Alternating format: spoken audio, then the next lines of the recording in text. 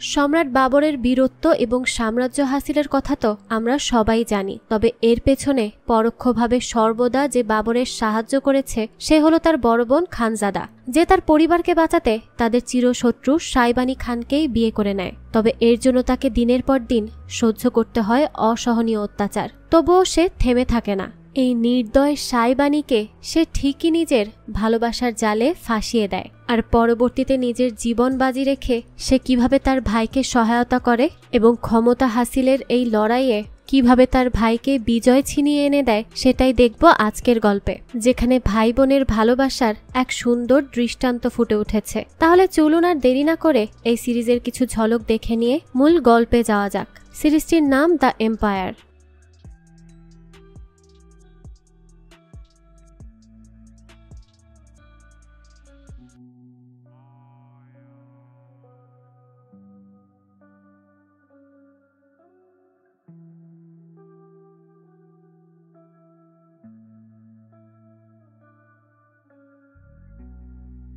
গল্পের শুরু হয় একটা যুদ্ধের মাধ্যমে, যেখানে যুদ্ধটা হচ্ছিল বাবর ভার্সেস ইব্রাহিম লোদির মধ্যে। সেখানে বাবর একের পর এক সৈনিকদেরকে পরাজিত করছিল।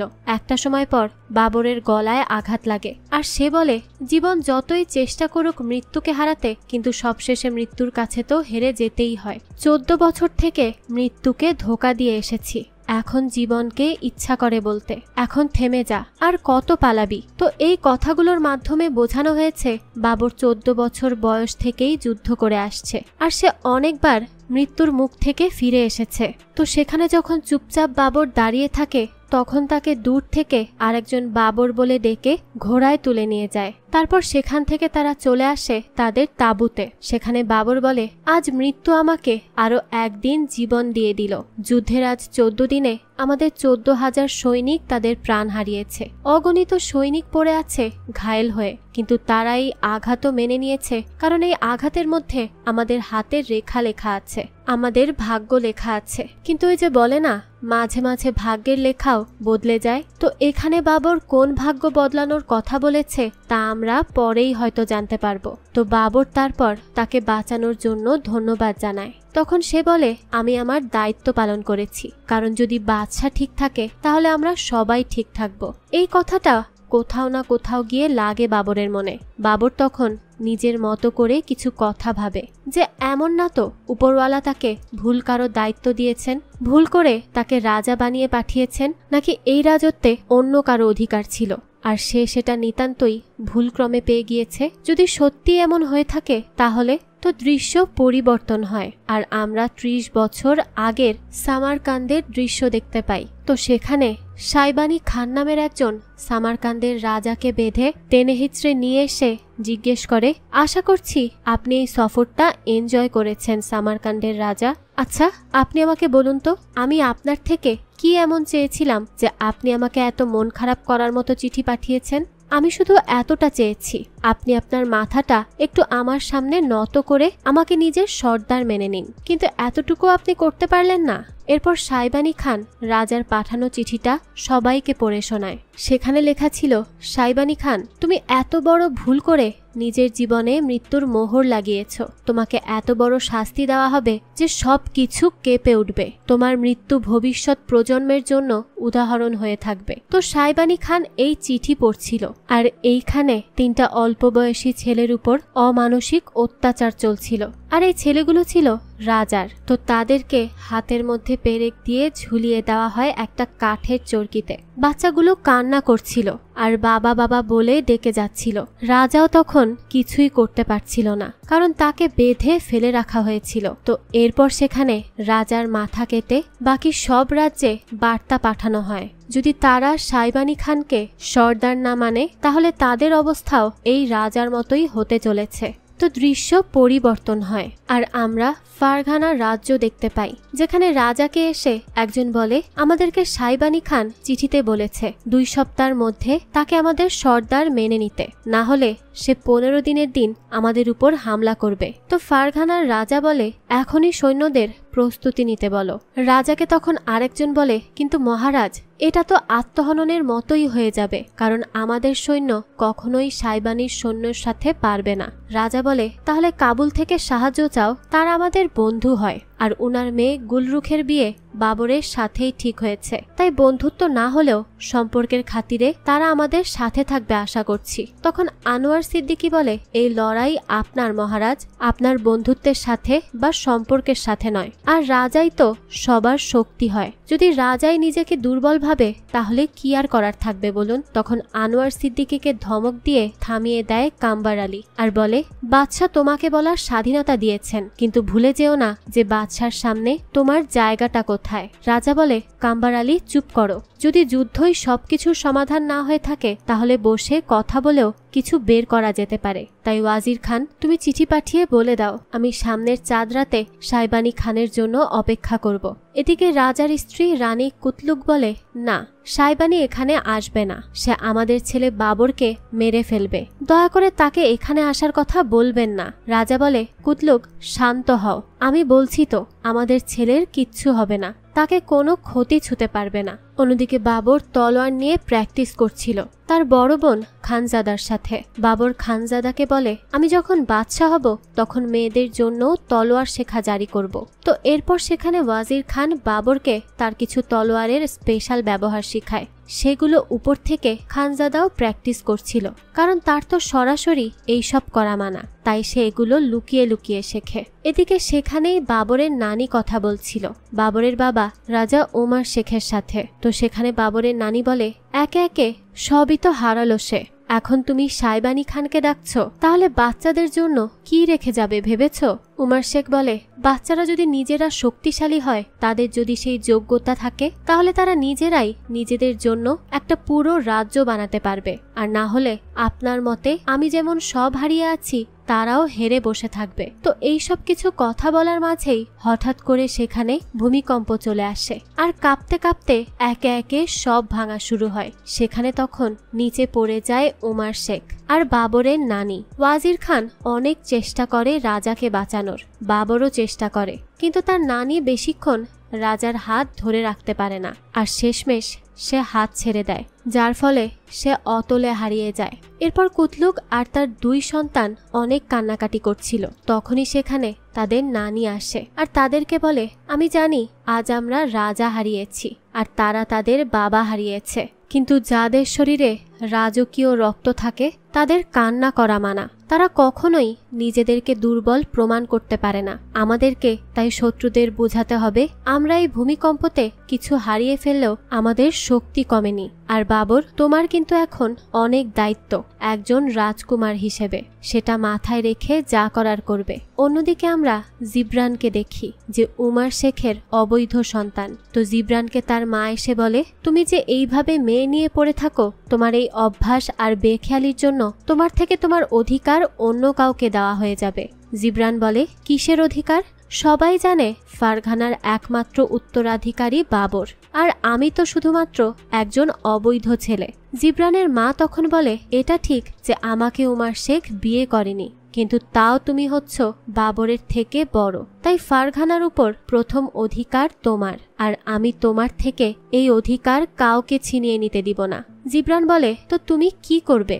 জিবরানের মা বলে, শত্রুর শত্রু হয় বন্ধু, তাই এখন শুধু অপেক্ষা সাইবানি খানের আসার। এদিকে রাজকুমার বাবর আর রাজ্যের বাকি সবাই মিলে তৈরি হয় রাজার জানাজার উদ্দেশ্যে। তবে সেখানে দেখা যায় হুট করেই হামলা হয়ে যায় তাদের উপর, আর সেখানে একটা চিঠি ছিল বাবরের জন্য, যেখানে লেখা ছিল যে তোমার প্রাণ আমি আজ নিয়েও নেইনি, তোমাকে ছেড়ে দিলাম, তবে ছোট আছো ছোটই থাকো, বড় স্বপ্ন দেখে বসো না আবার। ফারঘানা খালি আছে এটাই ভালো, কারণ সাইবানি খান আসছে। তো ওয়াজির খান যখন এই ব্যাপারে বাবরের নানিকে জানায়, তখন তিনি সিদ্ধান্ত নেন বাবরের রাজ্য অভিষেক হবে আজই, আর তাকে এখানকার রাজা বলে ঘোষণা করা হবে। তবে রাতের বেলা জিবরানের মা গিয়ে আর একজনের সাহায্যে রাজার সব সিপাহীদেরকে কিনে নেয় তাদের বিরুদ্ধে। তবে রাতে যখন তাদের উপর প্রাণ নেওয়ার জন্য হামলা করা হয়, তখন বাবর তাদেরকে খুব সহজেই পরাজিত করে ফেলে। আর সেখানে খানজাদাও খুব সুন্দর লড়াই করে তার পরিবারের সুরক্ষার জন্য। এরপর হয়ে যায় বাবরের 14 বছর বয়সেই রাজ্য অভিষেক। সে বসে যায় উমার শেখের সিংহাসনে একজন রাজা হিসেবে। বাবর বলে, 14 বছর বয়সে আমার তো বন্ধু আর শত্রুর মধ্যে পার্থক্যই জানা ছিল না। আমি এটাও জানতাম না কে আমার পাশে থাকবে আর কে আমাকে ধোঁকা দিবে, কার উপর বিশ্বাস করব আর কার উপর করব না। তাও বয়সের সাথে সাথে আর দায়িত্ব পালন করতে গিয়ে অনেক কিছুই আমি শিখেছি। তবে এখনো নিজের উপর আমি বিশ্বাস করতে পারি না, নিজের যোগ্যতার উপরও পারি না, আর না নিজের বাদশা হওয়ার উপর। কিন্তু আমার সৈনিকরা আমার উপর অনেক বিশ্বাস রাখে, আর সেই বিশ্বাস রেখেই আজ তারা এত কিছু করছে। তাই আমি শুধু এতটুকু আশা করছি যেন তাদের বিশ্বাসটা আমার প্রতি ভেঙে না যায়। তো এরপর বাবর সিদ্ধান্ত নেয় যে তিনি সাইবানির সাথে লড়াই করবেন, কোনো মীমাংসাতে আসবেন না। তিনি তার চাচা আর ভাইদের মৃত্যুর বদলা অবশ্যই নেবেন, আর সামারকান্দ তাদের ছিল, তাদেরই থাকবে। অর্থাৎ সামারকান্দের রাজা ছিল বাবরেরই চাচা। তো এরপর বাদশা বাবরের পক্ষ থেকে সাইবানের পাঠানো সৈন্যের মাথা কেটে পাঠানো হয় যুদ্ধের বার্তা হিসেবে। তো তারপর আবার দেখা যায় কাম্বার আলীও বাবরের বিরুদ্ধে। সেও চাল চালছে সিংহাসনের জন্য, আর সে খুশি এটা ভেবে যে বাবর নিজের মৃত্যুর দিকে নিজেই এগিয়ে যাচ্ছে, অর্থাৎ সাইবানির সাথে যুদ্ধে যেতে যাচ্ছে। অথচ এই কাম্বার আলী কিন্তু বাবরের বাবা উমার শেখের সাথেই থাকতো সবসময়। তো দৃশ্য পরিবর্তন হয়, আর আমরা সামারকান্দ দেখতে পাই, যেখানে বাবরের অনেক সৈন্যরা আহত আর নিহত হয়ে পড়ে আছে। অন্যদিকে বাদশা বাবরকে এসে ওয়াজির জানায় যে সামারকান্দের দেয়াল অনেক শক্ত, যা এখনো নড়ানো যাচ্ছে না। বাবর বলে, তাহলেও আমাদের লক্ষ্য আটকে থাকবে না। আমার নানি যান আমাকে বলেছেন সামারকান্ডের উপরে একমাত্র আমার অধিকার আছে, আর সেটা আমাদের। তাই আমরা এখানে এসেছি সামারকান্ডকে ফিরিয়ে আনতে, আর আমরা তা করবই। দৃশ্য পরিবর্তন হয়, আর আমরা পানিপথের দৃশ্য দেখতে পাই, যেখানে বাদশা বাবর অনেক বড়ই ছিলেন। তখন তিনি বলেন, সামারকান্দে আক্রমণ করাটা আমার ছোটবেলার অবুঝ মনের জন্য হয়েছিল, আর এখন হিন্দুস্তানে আক্রমণ করাটা আমার বোকামি। আমি তখন যেমন সাইবানি খানের শক্তিকে অদেখা করে দিয়েছিলাম, আজও আমি ইব্রাহিম লোদির শক্তিকে অদেখা করছি। তো দৃশ্য আসে আবারও 30 বছর আগের ফারঘানাতে, যেখানে আজ এসেছে সাইবানি খান। আর সে খুব রেগে আছে, কারণ সে আসার আগেই এখান থেকে চলে গিয়েছে বাদশা বাবর। তাই তো সাইবানি জিব্রানকে মারতে যায়, অর্থাৎ বাবরের সৎ ভাই আর উমার শেখের অবৈধ ছেলে। তবে তখনই দেখা যায় জিব্রানের মা আসে সেখানে আর বলে, একে ছেড়ে দিন, এ হচ্ছে উমার শেখের অবৈধ সন্তান, আর একে ছেড়ে দিলে আমি তার বিনিময়ে আপনাকে সাহায্য করতে পারবো। তারপর সাইবানি কাম্বার আলীকে জিজ্ঞেস করে, আপনার কথাই তো আমি এখানে এসেছি, তো আপনি বলুন এই মহিলা কি আমাকে সাহায্য করতে পারবে? তো কাম্বার আলী তখন তাকে বলে, হ্যাঁ পারবে, কারণ সেই আমাকে জানিয়ে দিয়েছিল যে বাবরের রাজ্য অভিষেক হচ্ছে বাদশা হওয়ার জন্য।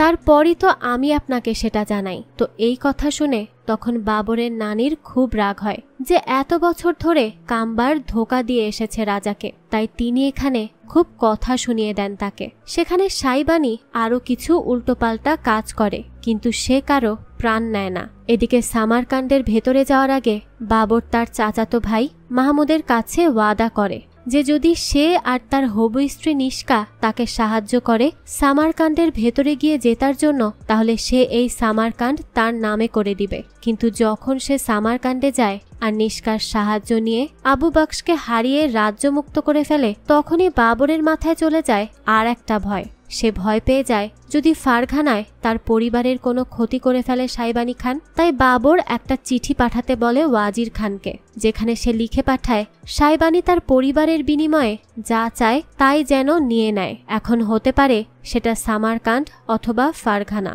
তো এই চিঠিটা আবার এসে পড়ে কাম্বার আলীর কাছে। তবে যখন এই বিষয়ে জিব্রানের মা জানতে পারে, তখন সে সাইবানির কাছে আরো ভালো সাজার জন্য নিজে নিজেই পাঠিয়ে দেয় বাবরের পরিবারকে বাবরের কাছে, কারণ সে চাইছিল কোনো মতে শুধু ফারঘানা থেকে বাবরের অস্তিত্ব মুছে যাক আর তার ছেলেই এখানকার রাজা হয়ে যাক। তো সাইবানি আসার পর যখন এইসব সে জানতে পারে তখন সে জিব্রানের মাকে বলে, খুব ভালো কাজ করেছ, কোনো রকম কোনো রক্তপাত ছাড়াই তুমি এই রাজ্য আমার করে দিয়েছ, তাই তোমার ইচ্ছা মতো জিব্রানের রাজ্য অভিষেক হবে। অন্যদিকে বাবরের নানি এসে বলে, এখন সামারকান্ডের রাজা হিসেবে অভিষেক হবে বাবরের, কারণ তার জন্মই হয়েছে রাজা হবার জন্য। তখন মাহমুদ বলে, কিন্তু আমাকে আর নিষ্কাকে তো ওয়াদা করেছিল বাবর যে এই রাজ্য আমাদের হবে, আর সে তো এই সব করতে পেরেছে নিষ্কার সাহায্য নিয়েই। তখন বাবরের নানি বলে, ওইসব আবেগের মধ্যে নেওয়া সিদ্ধান্ত, তাই সেগুলো ভুলে যাওয়াই ভালো, আর এটা মেনে নিতে হবে যে বাদশা হওয়ার জন্যই বাবরের জন্ম। তো তারপর মাহমুদ কষ্ট আর রাগ লুকিয়ে বলে, হ্যাঁ ঠিক আছে, সমস্যা নেই, আমরা আগে যেমন বাবরের সেবায় ছিলাম সামনেও ঠিক একইভাবে তার সেবায় থাকব। কিন্তু এরপর বাবর মন খারাপ করেছিল আর ভাবছিল যে সে মাহমুদ আর নিষ্কার সাথে কত বড় অন্যায় করল, ওয়াদা করেও ওয়াদা রাখতে পারল না। তখনই ওয়াজির খান আসে আর বলে, এইসব সিদ্ধান্ত আজ না, আরো অনেক বছর আগেই নেওয়া হয়েছিল যে তুমি বাদশা হবে।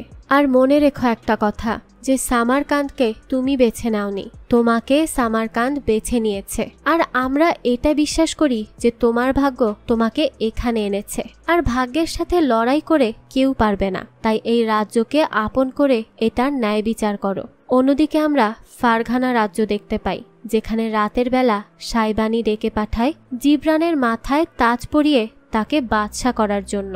তখন খুশি মনে তারা মা ছেলে তার কাছে আসে, আর জিব্রান গিয়ে সাইবানির কাছে বসে মাথায় মুকুট পরার জন্য, আর সাইবানিও তার মাথায় সুন্দর করে মুকুট পরিয়ে দেয়। কিন্তু অতি চালাকের গলায় দড়ির মতো বেচারা জিব্রানের হয় নৃশংস মৃত্যু, কারণ সাইবানি সেই মুকুটি জিব্রানের মাথায় চেপে চেপে রক্ত বের করে মেরে ফেলে। আর এই সব দেখে যখন জিব্রানের মা এগিয়ে যায় তখন সাইবানি তাকেও মাথায় চাকু বসিয়ে খুন করে ফেলে, আর তারপর পাগলের মতো হাসতে থাকে আর বলে, না, আমি এখন ফারগানাতে থেকে থেকে বিরক্ত, তাই তাড়াতাড়ি বাবরের সাথে দেখা করতে হবে। আর তো মাত্র কিছু দিন, কিছু সময়, আর তারপর বাবর তোমার সাথে আমার খুব তাড়াতাড়ি দেখা হবে। দৃশ্য পরিবর্তন হয় আর আমরা দেখতে পাই 6 বছর কেটে গিয়েছে, আর সামারকান্দে এখন শীত চলছে, চারদিকে কুয়াশায় ভরে গেছে। তো সেখানে সাইবানি খান বাবরের একজন সৈনিককে ধরে তার গায়ে কেটে কেটে কিছু বার্তা পাঠিয়ে দেয়, আর এই সৈনিক কোনো মতে আসে বাবরের কাছে, আর এখানে এসেই সে লুটিয়ে পড়ে। ওয়াজির খান বলে, সাইবানি খান এইসব করেছে কারণ সে আবারও এই সামারকান্দকে পেতে চাইছে। এরপর মহলে চলে আসে তারা, আর বাবর বলে, কেউ তো আছে যে আমাদের মহল থেকেই সাইবানিকে সাহায্য করছে, আমাদের সব খবর তার কাছে পাঠিয়ে দিচ্ছে। আর এই জালাল তো হচ্ছে তৃতীয় সৈনিক, যে কাবুলে আমাদের বার্তা দিতে গিয়ে মাঝপথে আটকে যায় আর এইভাবে ফিরে আসে। তাহলে এই রকম বারবার কি করে সাইবানি জানতে পারছে যে কবে কে কখন কাবুল যাচ্ছে? অবশ্যই তাকে কেউ এই ব্যাপারে খবর দিচ্ছে, তাই সে এই সব জানতে পারছে। মাহমুদ বলে, কিন্তু বাদশা মহলের ভেতরে তো সবই আপনার নিজের মানুষ, আর কোনো কাছের মানুষ কেন এসব করতে যাবে? বাবর বলে, এটাই তো আমাকে জানতে হবে যে এইবার আমার কোন আপনজন আমাকে ধোকা দিচ্ছে। ওয়াজির খান বলে, যদি সাইবানি সবকিছু জেনে থাকে তাহলে নিশ্চয়ই সে এটাও জানে যে আমাদের প্রজাদের খাবার নেই, খাবারের সংকট চলছে। বাবর বলে, আমাদের গুদাম তাদের জন্য খুলে দিন, আমাদের লোক যেন খিদায় না মারা যায়, এটা আমাদের দায়িত্ব। মাহমুদ বলে, কিন্তু বাদশাহ, শাহী গোদামও 2-1 সপ্তাহের মধ্যেই শেষ হয়ে যাবে, তখন আমরা কি করব? বাবর তখন ভাবে সে ততদিনের মধ্যে তার সাথে ধোঁকা করা ব্যক্তিকে ঠিকই খুঁজে বের করে নিবে আর সমস্যার সমাধানও করে ফেলবে। অন্যদিকে আমরা কাম্বার আলী আর সাইবানিকে দেখতে পাই। কাম্বার আলী বলে, বাবর ধীরে ধীরে ভেঙে পড়বে, কারণ সে তার প্রজাদেরকে না খেয়ে মরতে দেখতে পারবে না, কারণ সে তার বাবার মতো খুব নরম মনের। সাইবানি বলে, হ্যাঁ, যদি বাবর ধোঁকা না করত তাহলে আমিও সুযোগ পেতাম না তার আপনজনের মধ্যেই একজনকে বেছে নিতে, যে এখন আমার হয়ে কাজ করছে। কাম্বার আলী বলে, বাবর সবসময় একটা ঘর চেয়েছে নিজের পরিবারের জন্য, যেখানে সে সবাইকে নিয়ে খুশি থাকবে। হতে পারে সেই কারণটাই তাকে ধোঁকা দিতে বাধ্য করেছে। তো এরপর এখানে আরো কিছু কথা নিয়ে আলোচনা করে সাইবানি আর কাম্বার আলী। এদিকে আমরা শাহজাদি খানজাদাকে দেখতে পাই। সেও এখন আগের থেকে বেশ বড় হয়ে গিয়েছে। তো তাকে তার নানি বলে, বাবর যে শাহী গোদামটা খুলে দিল, এটা কি সে ঠিক করলো? সেও একদম তার বাবার মতোই বোকা হয়েছে। খানজাদা বলে, আমাদের বাবা সব সময় যা করেছেন ঠিকই করেছেন নানি, আর আমার বিশ্বাস বাবরও যা করবে তা ঠিকই করবে। তো তারপরই সেখানে বাবর আসে, আর তার নানি তাকে কিছু কথা শুনিয়ে সেখান থেকে চলে যায়। তখন খানজাদা বলে, আমি জানি না ঠিক ভুল কি, কিন্তু আমি এতটুকু জানি একজন বাদশাহ হিসেবে তার এটা দায়িত্ব যেন তার প্রজা কখনো খালি পেটে না থাকে। আর তুমি তোমার দায়িত্ব খুব সুন্দর করেই পালন করছো বাবর।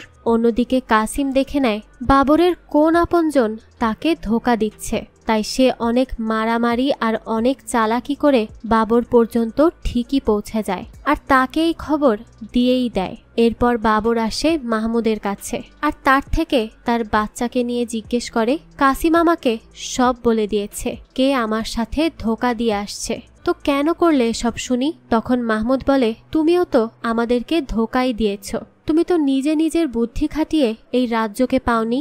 সেদিন যদি আমার স্ত্রী না থাকতো তাহলে এই সব কিছুই তুমি পেতে না। তুমি আমাকে ওয়াদা দিয়েও তোমার ওয়াদা ভঙ্গ করেছ, তাই আমি যা করেছি তার জন্য আমি একটুও অনুতপ্ত নই। তো এরপর বাবর বলে, আমি তোমাকে কোনো শাস্তি দিব না, তোমাকে যা দেওয়ার সামারকান্দের মানুষ দিবে, কারণ তুমি হচ্ছ তাদের পাপী। আর হ্যাঁ, আমি তোমার স্ত্রী আর সন্তানের দায়িত্ব অবশ্যই পালন করব। কিন্তু বাবর আর কি পালন করবে? যখন এই সম্পর্কে মানুষ জানতে পারে, তখন একদিকে যেমন মাহমুদকে মানুষ পাথর দিয়ে মেরে ফেলে, অন্যদিকে মাহমুদের স্ত্রী ও তার বাচ্চাকে নিয়ে পানিতে ডুবে নিজেদের প্রাণ দিয়ে দেয়। আর এইভাবে এখানে একটা পরিবার ধ্বংস হয়ে যায়। তো এই ঘটনায় হিসেব মেলানোটা একটু কঠিন যে আসলেই কে প্রকৃত দোষী, বাবর নাকি মাহমুদ।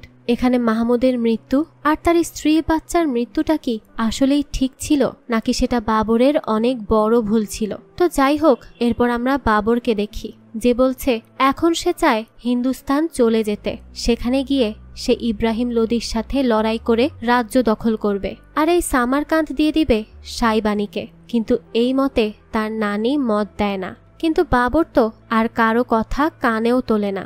সে দাওয়াত দিয়ে দেয় সাইবানিকে আসতে। তো সেই মতো সাইবানি আসে, আর বাবর তাকে বলে, আমি তোমাকে এই সামারকান্দ দিয়ে দিব, কিন্তু আমার দুইটা শর্ত আছে। এক হচ্ছে তুমি এই সামারকান্দের লোকদেরকে ভালোভাবে রাখবে, প্রোটেক্ট করবে, আর আমাদের সবাইকে এখান থেকে যেতে দিবে। তখন সাইবানি বলে, আমি তোমার সব কথা মানছি, কিন্তু তোমাদের সাথে একজন বাদে সবাই যাবে, আর সে হচ্ছে খানজাদা।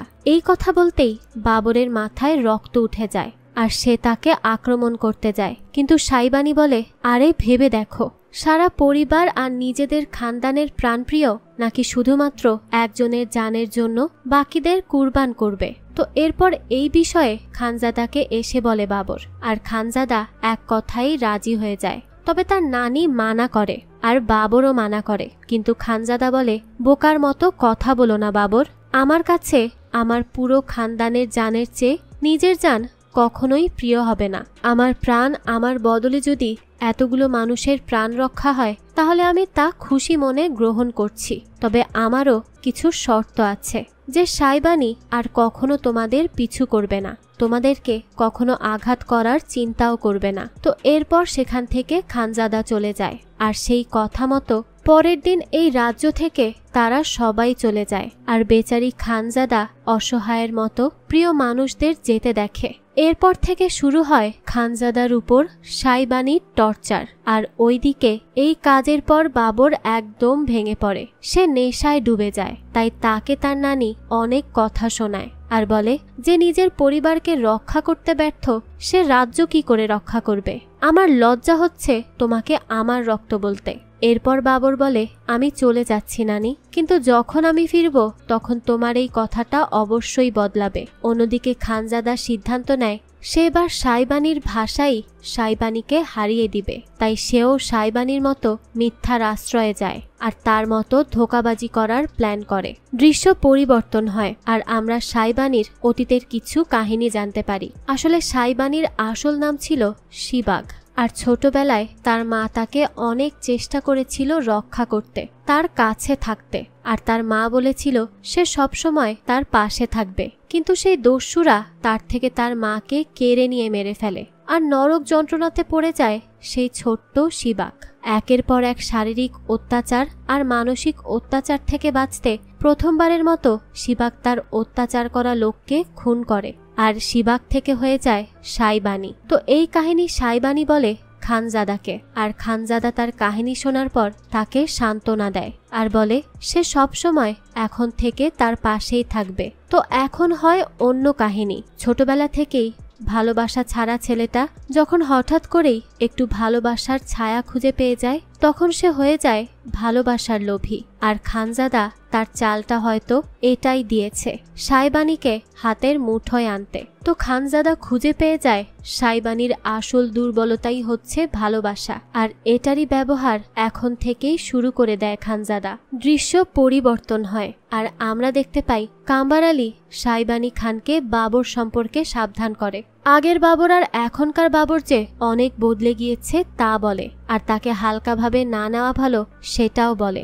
এরপর কেটে যায় আরো 2 বছর আর আমরা বাবরকে দেখি সে এসেছে তার মা আর নানিকে দেখতে। তার মা এখন খুব অসুস্থ হয়ে গিয়েছে আর বাবর এসে তার নানির কাছেও ক্ষমা চায় তার করা অতীতের ভুলের জন্য। তার নানিও তখন তাকে মাফ করে দেয় আর বলে আমি যা করি যা বলি সবই তোমার ভালোর জন্য, এটা বুঝেছো, এটাই অনেক। তারপর সেখানে একটা মেয়ে আসে, তার নাম মাহাম, যে বাইসাংঘার মেয়ে। বাবরের নানি বলে সে তোমার মাকে অনেক সাহায্য করেছে আর তাকে দেখে শুনে রেখেছে। তো প্রথম দেখাতেই বাবর আর মাহাম একে অপরকে পছন্দ করে ফেলে। এদিকে খানজাদা আজ সাইবানিকে একটা যুদ্ধে যাওয়ার আগে কিছু আইডিয়া দেয় যার মাধ্যমে সাইবানি সত্যি সত্যি সেই যুদ্ধ জিতে যায় আর ওই জায়গা তাদের দখলে নিয়ে আসে। অন্যদিকে খানজাদার একবার আসে একটা চিঠি লিখতে বাবরকে, যেখানে সে লিখে দিবে কি কি দুর্বলতা আছে সাইবানির আর কোন কোন পথে হাঁটলে বাবর সাইবানিকে হারাতে পারবে। কিন্তু কেন যেন খানজাদা সাইবানিকে এখন আর ধোকা দিতে পারছিল না। তখন একবার এসে বলে কার জন্য এই মায়া দেখাচ্ছেন আপনি? আপনি যার ছোটবেলার দুঃখের কথা ভেবে এই সব করছেন সেই সাইবানি একই কাজ আমার সাথে করেছে। আমিও তার মতোই কান্নাকাটি করেছিলাম, অনেক কাকতি মিনতি করেছিলাম, কিন্তু সাইবানি শোনেনি। তাহলে যদি তার ছোটবেলাতে অন্যায় হয়ে থাকে তাহলে সেও তো বড় হয়ে এরকম হাজার হাজার অন্যায় করে গিয়েছে যার কোনো ক্ষমাই হয় না। তাই আপনি তার প্রতি ভালোবাসা দেখাবেন না, কারণ সে আপনার ভালোবাসার যোগ্যই নয়। খানজাদা বলে আমি তাকে ভালোবাসি না। এরপর এটা প্রমাণ করতে সে যায় বাবরকে চিঠি লিখতে, কিন্তু তখন যুদ্ধ জয় করে ফিরে আসে সাইবানি আর এসেই সে খানজাদাকে বলে আজ তোমার জন্য আমি এতদিনের চেষ্টা সফল করতে পেরেছি, তাই এই জিত তোমার। তখন সেখানে সাইবানি খেয়াল করে খানজাদার হাতে কালি আর শেষ। এখানেই খানজাদা ধরা পড়ে যায় যে সে আসলে তার ভাইকে চিঠি লিখেছে। অন্যদিকে বাবর তার বোন খানজাদাকে মুক্ত করে আনার জন্য চারদিকে সাহায্যের জন্য আহ্বান পাঠায়, আর যারা বাবরের শত্রু তাদেরকেও সে হাতে আনতে যায় যেন তাদের সৈনিক যোগ হয়ে সাইবানির সাথে লড়াই করতে পারে। তাই বাবর খুব করে শাহ বাদশাকে একবার এই বিষয়ে জানাতে চায়, তাই সে তার পর্যন্ত বার্তাও পাঠায়। এদিকে খানজাদাকে ধরে বেঁধে দরবারে নিয়ে আসা হয়। খানজাদা বলে আমাকে একবার জিজ্ঞেস করে নিলে ভালো হতো। সাইবানি বলে কি জিজ্ঞেস করতাম? ঠিক আছে বলো, কেন তুমি তোমার ভাইকে চিঠি লিখেছো? এখানে তুমি লিখেছো তুমি তোমার ভাইকে কিছু জানাতে চাও, তো কি জানাতে চাও? খানজাদা বলে আমি বলতে চেয়েছিলাম আমার কপালে এত বছর পর এত সুখ শান্তি এসেছে, তাই সে যেন আর বাড়াবাড়ি না করে শত্রুতা করে, আর আমি আমার সন্তানকে চেয়েছি একটা ভালো শান্ত পরিবেশে আনতে, তাই এই চিঠি লিখতে যাই। এই কথা জানার পর সাইবানি নরম হয়ে যায়। ওই যে সে ভালোবাসার লোভী, তাই সে আবারও ফেঁসে যায়। তো সেখানে তখন খানজাদাকে উল্টোপাল্টা কথা বলছিল কাম্বার, তাই সাইবানি তার জিভ টেনেই ছিঁড়ে ফেলে দেয় আর পরে খানজাদাকে বলে আমি তোমার দোষী, তাই আমাকে তুমি কি শাস্তি দিতে চাও বলো। তো এরপর খানজাদা বলে আমার পরীক্ষা করা হোক যে আমি আসলেই মা হতে চলেছি কিনা। তো অন্যদিকে দেখা যায় মাহামকে ভালোবেসে এখন বিয়ে পর্যন্ত যেতে চায় বাবর, আর সে এই বিষয়ে যখন বাইসাংঘারকে জানায় তখন সে তো খুশিতে পাগল প্রায়। তো এরপর তাদের বিয়ের আয়োজন শুরু হয়, আর অন্যদিকে সাইবানিকে জানানো হয় যে সত্যি সত্যি 7 সপ্তাহের প্রেগনেন্ট খানজাদা। এরপর ইমোশনাল হয়ে সাইবানি কথা বলে তার সাথে আর বলে আমি তো তোমার কাছে শাস্তি চেয়েছি আর তুমি আমাকে দুনিয়ার সবচেয়ে বড় উপহার দিয়ে দিলে। তারপর খানজাদা বলে এখন আপনি কি আমাকে আমার বিশ্বাস ফিরিয়ে দিবেন? তারপর সাইবানি বলে বিশ্বাস আর সুরক্ষা দুটোই দিব। তারপর একদিকে বিয়ে হয় বাবর আর মাহামের, অন্যদিকে বিয়ে হয় সাইবানি আর খানজাদার। তো বিয়ে শেষে বাবরের কাছে আসে শাহের একজন লোক, আর সে এসে বলে আপনার বিয়েতে আমাদের শাহ হুজুর 15,000 সৈনিক পাঠিয়েছেন, এরা এখন থেকে আপনার হুকুমের নিচে কাজ করবে। দৃশ্য পরিবর্তন হয় আর আমরা দেখতে পাই সৈন্যদের নিয়ে হামলা করার প্রস্তুতি নিচ্ছে তারা। ওইদিকে মন খারাপ করেছিল খানজাদা, তাই সাইবানি এসে বলে ভাইয়ের জন্য মন খারাপ, কারণ ভাইকে মরতে দেখে কষ্ট পাবেন বলে। আর আপনার বুদ্ধিতে ওই টানেলটা বানিয়ে আমরা এখন সেফই আছি, আপনার ভাই কোনো মতেই এখানে প্রবেশ করতে পারবে না। তো এখানে খানজাদার বুদ্ধিতে একটা গোপন টানেল বানানো হয়, যাতে করে তারা লুকিয়ে বাইরে থেকে সব খাবার আনতে পারে, কারণ গেট তো খোলা যাবে না। এরপর খানজাদা বলে আমাকে একটা সুযোগ দিন আমার ভাইয়ের সাথে কথা বলার জন্য, আমি তাকে বলবো যে আমি খুশি আছি আপনার সাথে। সে তো জানেই না যে আমার বিয়ে হয়েছে আর আমার সন্তান আসতে চলেছে। সে যখন এইসব জানতে পারবে, আমাকে খুশি দেখবে, তখন বাবর এমনিতেই আক্রমণ করার কথা ভুলে যাবে। এরপর সাইবানি খানজাদাকে সেই সুযোগ দেয়। তো পরের দিন সাইবানি ডেকে আনে বাবরকে, আর বাবরের সাথে দেখা করে খানজাদা, আর তাকে বলে আমি এখন অনেক খুশি আছি আমার স্বামী আর অনাগত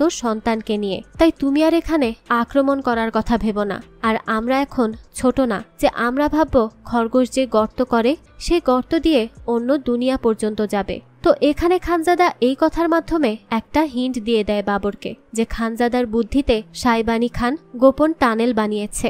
আর ফিরে আসার পর যখন বাবর সিদ্ধান্ত নেয় চলে যাবে, তখন কাসিম এসে বাবরকে বলে আপনি ভেবে দেখুন, এমনও তো হতে পারে আপনার বোন কিছু বলতে গিয়েও বলতে পারেনি। তারপর বাবর সেই খরগোশের টানেল বানানোর কথাটা মনে করে, আর সে তার বোনের এই কথার মানে বুঝতে পারে। তারপর আক্রমণ করা হয় রাতের বেলা, আর সাইবানি এই ব্যাপারে জেনে তো একেবারেই শকড যে বাবর কি করে তাদের গোপন টানেল সম্পর্কে জানলো।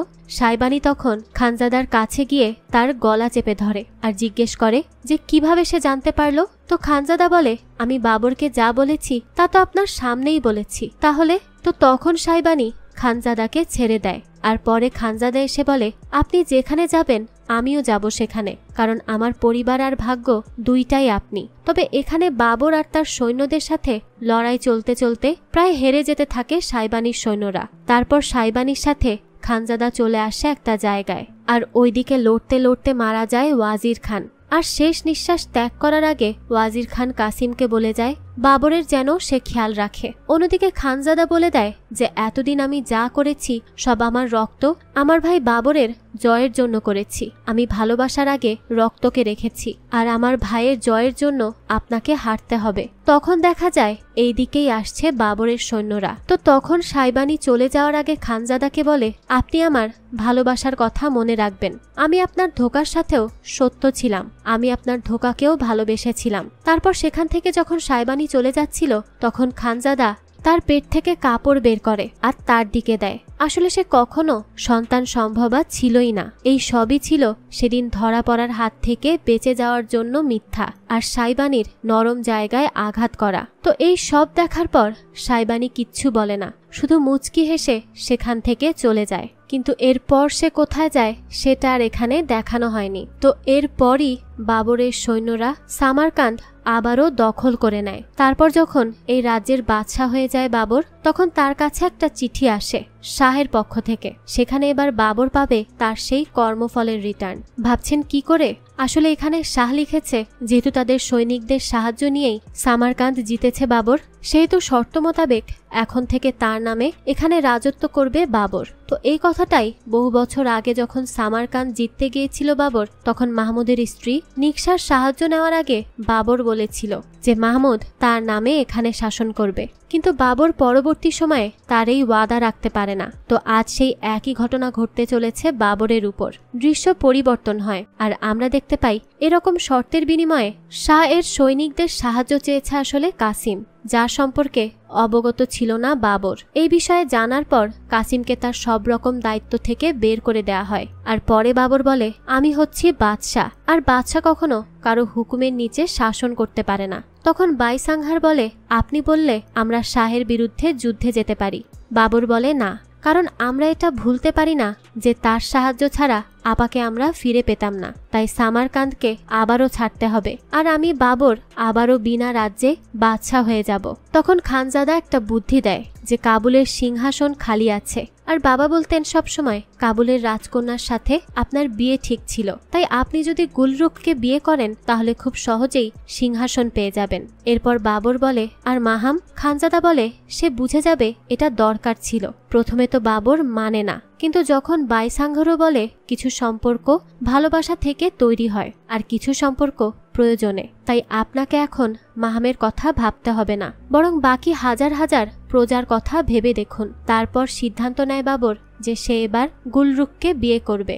এরপর কেটে যায় আরও 15 বছর। বাবরের এখন 2 ছেলে আছে আর 2 স্ত্রী, কিন্তু বাবর মাহামকে গুলরুখের থেকে বেশি সম্মান দিয়ে রেখেছে, অথচ গুলরুখ ছিল রাজকুমারী। তাই মাহাম বলে, সামনে আপনি যদি গুলরুখের ছেলে কামরানকে ভবিষ্যৎ বাদশাহ হিসেবে না নেন তাহলে সেই কষ্ট কিন্তু গুলরুখ মানতে পারবে না, তাই যা করবেন ভেবে চিন্তে করবেন। তো এরপর দেখা যায় বাবরের বর্তমানে 3 জন স্ত্রী আছে, তাদের মধ্যে 3 নম্বর জনের নাম দিলদার, আর সেও সন্তান সম্ভবা। আর এদিকে কামরান তার মায়ের থেকে বেশি ভালোবাসে মাহামকে, যার ফলে সবসময় গুলরুখ আরো বেশি হিংসে করে মাহামকে। অন্যদিকে হঠাৎ করে বাবরের নানি অসুস্থ হয়ে পড়ে, আর মারা যাওয়ার আগে তিনি একটা সত্য বলে যান যে বাবরের স্বপ্নকে সত্যি করতে সেদিন সে ইচ্ছে করেই উমার শেখকে মারতে তার হাত ছেড়ে দেয়, কারণ উমার শেখের মন ছিল নরম। যদি সেদিন সে সাইবানির সাথে সমঝোতা করে ফিরে আসতো তাহলে হয়তোবা বাবর বাদশাহ হতে পারত না। তাই তিনি উমার শেখের জীবন স্যাক্রিফাইস করেছিলেন বাবরের ক্ষমতা হাসিল করার জন্য। এই ব্যাপারে জানার পর বাবর তার নানিকে খুব বাজেভাবে ঘৃণা করতে শুরু করে যে তার জন্য তার নানি তার বাবাকে কুরবান করে দিয়েছে। এখন সে তাই হিন্দুস্তান যাবে আর সেখানে গিয়ে যুদ্ধ করবে, আর তার নানি যেমন করে ভেবেছে তার ভাগ্যই হচ্ছে রাজত্ব করার জন্য, তাহলে সেও এবার দেখবে তার ভাগ্য কতটা সহায়ক হয়। তো সবাই তাকে মানা করে হিন্দুস্তান না যেতে, কারণ ইব্রাহিম লোদির সৈনিক প্রায় বাবরের সৈনিকের থেকে 5 গুণ বেশি। কিন্তু বাবরের তো মাথায় রাগ চেপে গিয়েছে, তাই সে কারো কোনো কথাই শোনে না। আর সে হিন্দুস্তান যাওয়ার আগে তার ছেলে হুমায়ুনকে এই রাজত্ব দেখাশোনা করার কথা বলে যায়। তারপর গুলরুখ এসে হুমায়ুনের মাথায় এটা ঢুকিয়ে দেয় যে তোমার জন্ম হয়েছে যুদ্ধ করার জন্য, নাম করার জন্য, শক্তি দেখানোর জন্য, কিন্তু তোমার বাবা হয়তো তোমাকে ততটুকু যোগ্য মনে করেন না যে তুমি তার সাথে যুদ্ধে যেতে পারো। তাই তো এখানে বাচ্চা মহিলাদেরকে রক্ষা করার জন্য তোমাকে দিয়ে গেছেন। এই কথা শোনার পর হুমায়ুনের মাথায় চেপে যায় যে সে তার বাবার সাথে যুদ্ধে যাবে, কিন্তু বাবর তাকে মানা করে দেয়, যার ফলে হুমায়ুন রেগে মেগে কোথাও একটা চলে যায়। তো এরপর বাবর যাওয়ার আগে তার ছোট ছেলে কামরানকেই এই রাজত্বের দায়িত্ব দিয়ে যায়। তবে হিন্দুস্তান আসার পরে দেখা যায় অনেক দিনের লড়াইয়ে হার শুধু ঘনিয়ে আসছে বাবরদের দিকেই, তাই সে তার সৈনিকদের এভাবে আর বেকার বেকার প্রাণ দিতে দেখতে পারছিল না, আর সেজন্যই সে সিদ্ধান্ত নেয় হার মেনে ফিরে যাবে কাবুলে। তখন সেখানে অনেক সৈনিক নিয়ে আসে হুমায়ুন, আর এসে বলে, বাবা আমি বন্ধুত্বের মাধ্যমে এখানে অনেক সৈনিককে নিয়ে এসেছি, তো এখন কি আমি যোগ্য তোমার সাথে যুদ্ধে থাকার জন্য? বাবর বলে, তুমি আমার থেকেও বেশি যোগ্য, কিন্তু আমাদের তো এই যুদ্ধ জয় করা সম্ভব না। হুমায়ুন বলে, বাবা কোনো পদ্ধতি তো থাকবেই জেতার জন্য। ওই সময় সেখানে কাসিম আসে, আর সে বলে, আমাকে আপনি পরে যা করার করবেন, কিন্তু আগে আমার সাহায্য নিয়ে নিন। বাবর বলে, কি? কাসিম বলে, হিন্দুস্তানকে জেতা সম্ভব। আর এই কথায় তো শকড হয়ে যায় সবাই যে এটা কি করে সম্ভব। এরপর কাসিম দেখায় কি করে জেতা সম্ভব। সেখানে সে অনেক গোলা বারুদ আনে আর অনেক বোমা তৈরি করে আনে। গত 15 বছর ধরেই সে এগুলো করে আসছে, আর এইসবের মাধ্যমে ইব্রাহিম লোদির অনেক সৈনিকদেরকেই মারা সম্ভব। আর এই আইডিয়াতে বাবর অনেক খুশি হয়। অন্যদিকে দেখা যায় গুলরুখ কামরানকে তার ভাই আর তার বাবার বিরুদ্ধে নিয়ে যাওয়ার চেষ্টা করে, কিন্তু কামরান ছিল অনেক ভালো মনের, তাই সে তার মায়ের ফাঁদে পা দেয় না। তার কাছে সবার আগে ছিল তার ভাই। এদিকে কাসিম বলে, আমি আমার একটা বড় গুনার জন্য আজও নিজেকে ক্ষমা করতে পারি না। যদি আপনি আমাকে ক্ষমা করেন তাহলে হয়তো শান্তিতে আমার মৃত্যু হবে। আসলে ওয়াজির খানের মৃত্যুর কারণ আমিই ছিলাম। এই কথা শোনার পর বাবরের মাথা নষ্ট হয়ে যায়, কারণ একের পর এক সে এরকম আঘাত পেয়ে শেষ হয়ে যাচ্ছিল। বাবর বলে, ওয়াজির খান আমার কাছে আমার বাবার সমান ছিল, কাসিম তখন তার কাছে ক্ষমা চায়, কিন্তু বাবর সেখান থেকে চলে যায়। তারপর বাবর কল্পনা করে তার কাছে ওয়াজির খান এসে বলছে, তুমি কাসিমকে আর তোমার নানিকে ক্ষমা করে দাও, কারণ ক্ষমাই হচ্ছে সবচেয়ে বড় শক্তি। আর আমি এবং তোমার বাবা যেই স্বপ্ন দেখেছি তোমার জন্য, আমি জানি তুমি আমাদের সেই স্বপ্ন অবশ্যই পূরণ করবে। তাই সবাইকে ক্ষমা করে দাও, তারপর নিজেকেও ক্ষমা করো, কারণ এখন পর্যন্ত যাই হয়েছে সব ছিল ভাগ্যতে লেখা, এতে তোমার কোনোই হাত নেই। তো এরপর চলে আসে সেই কাঙ্ক্ষিত যুদ্ধ। একের পর এক তীর আসতে থাকে বাবরদের দিকে। তখন সেখানে গোলাবারুদ ছেড়ে অনেক সৈন্যদের উড়িয়ে দেয় তারা। ইব্রাহিম লোদির সবাই তো চমকে যায় যে এইসব কি হচ্ছে। তারপর লড়াই হয় দুই দলের সাথে, অনেক সৈন্য মারা যেতে থাকে, আর বাবররাও হেরে যেতে থাকে ইব্রাহিম লোদির কাছে। কিন্তু সেখানে হুমায়ুন এসে নিজের জান প্রাণ দিয়ে লড়ে সে প্রায় মারাই যাচ্ছিল। তবে তখনই সেখানে বাবর আসে, আর ওইদিকে কাসিম বোমা ফাটিয়ে নিজের সাথে সবাইকে উড়িয়ে ফেলে। আর শেষ লড়াইয়ে জিতে যায় বাবর আর তার রাজ্য, আর হিন্দুস্তানের বাদশাহ হয়ে যায় বাবর। এই খবর পাওয়ার পর গুলরুখের আরও লোভ বেড়ে যায়। এখন সে চায় হিন্দুস্তান হবে তার ছেলের, কারণ কাবুল পেয়েছে বাবর গুলরুখের জন্য, আর হিন্দুস্তান পেয়েছে কাবুলের সৈনিকদের জন্য। তাই সে মনে করে হিন্দুস্তানের সিংহাসনে বসার অধিকার একমাত্র তার ছেলেরই আছে। তারপর গুলরুখ তার ছেলেকে বোঝায়, কিন্তু তার ছেলে তো নারাজ।